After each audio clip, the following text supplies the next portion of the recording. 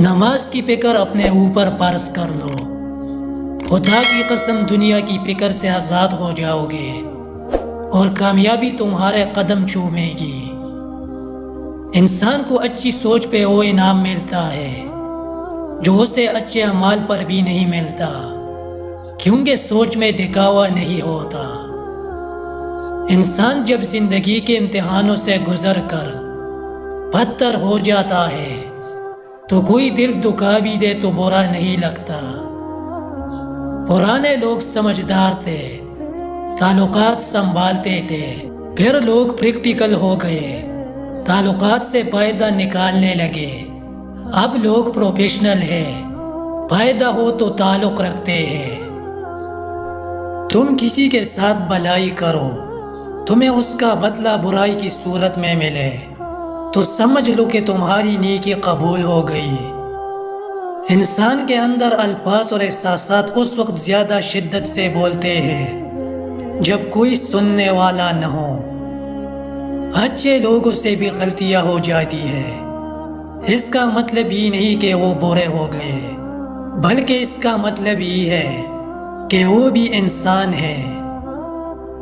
اگر قسمت کا لکھا ہی سب کچھ ہوتا تو اللہ انسان کو دعا مانگنا کبھی نہیں سکھاتا۔ زندگی میں بہت کم لوگ ایسے ملتے ہیں جو سچ میں آپ کے ساتھ مخلص ہو، ورنہ زیادہ تر لوگ تو دکھاوا ہی کرتے ہیں۔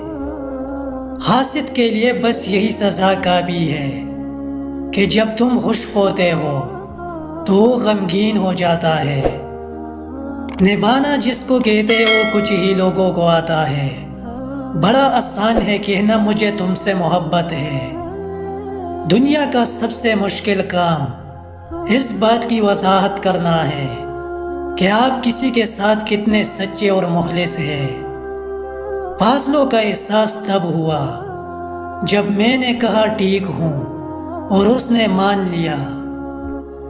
جب کوئی شخص آپ کے بنا نہیں رہ سکتا تو اس میں یہ علامت ہوتی ہے۔ اگر کوئی شخص آپ سے ناراض ہوتا ہے اور وہی شخص تم سے بات کرنے کے بہانے ڈھونڈتا ہے تو اسے کونا مت، کیونکہ وہ سچا ہے اور آپ کے بنا نہیں رہ سکتا۔ سیانے کہتے ہیں کہ اگر بیٹیاں نہیں ہوتی تو بابا کے جنازے سناٹوں میں اٹھتے۔